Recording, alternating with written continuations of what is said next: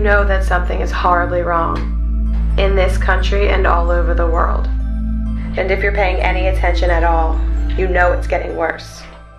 The privacy and freedoms you once took for granted have been taken from you without your permission. And in return, you've been given the false promise of safety.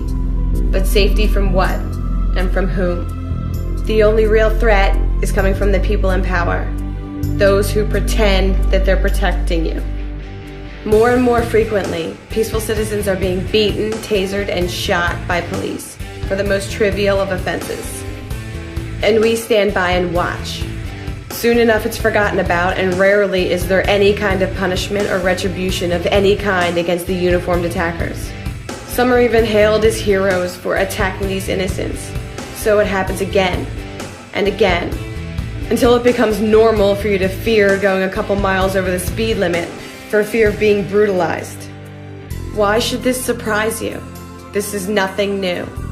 As has happened over and over again throughout history, our society is becoming desensitized to being oppressed.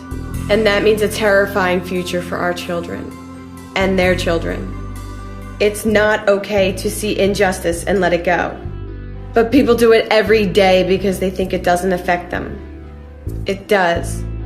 Like a schoolyard bully who is allowed to terrorize and assault the other children, if that behavior is not addressed and immediately corrected, it will continue.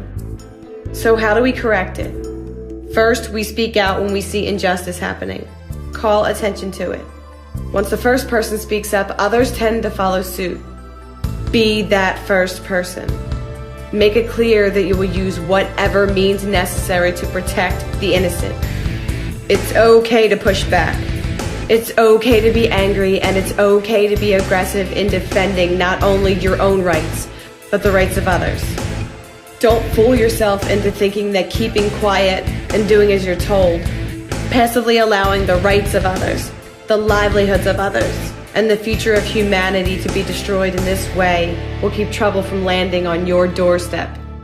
And it isn't much better to sit on the sidelines crying for change, instead of taking it upon yourself to make that change happen. People have to pick their battles. The goal here is not martyrdom. But if you will never resist, if you are never willing to forcibly defend yourself or your fellow man, if you will never draw a line and say, "This I will not allow," then you have already lost. You are already a defeated and conquered slave. Look at the societies where everyone minded his own business, tried not to make waves, and didn't resist. How did that turn out for them? This country is headed down the same destructive path. If that's okay with you, then just remain silent. Just go with the flow and do as you're told. If that's not okay with you, then disobey and resist. If someone was threatening the safety of your own child or someone else dear to you, wouldn't you aggressively defend them?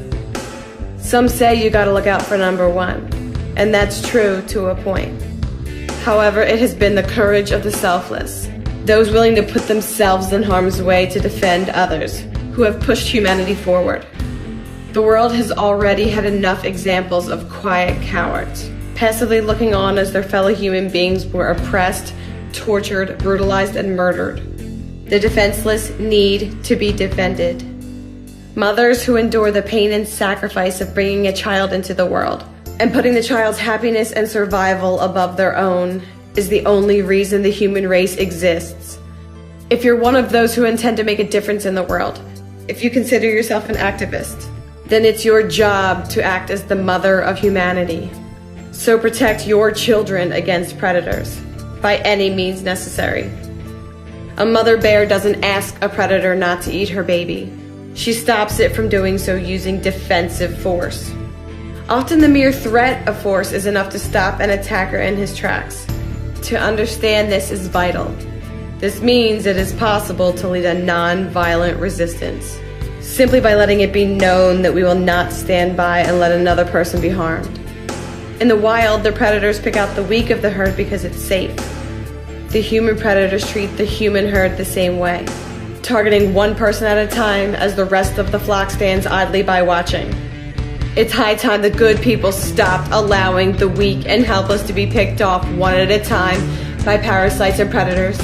including the parasites and predators who wear badges and uniforms. If tomorrow you are the target of the power-happy thugs of the world, you will want more than anything for others to stand up with you, to protect you and defend you. But tomorrow you will not deserve to have anyone stand up for you if you do not stand up now for those whom the predators are victimizing today. It's time we dig our heels in and let it be known that we will not be beaten down. We will not stand by and watch. We will resist, and we will not give up.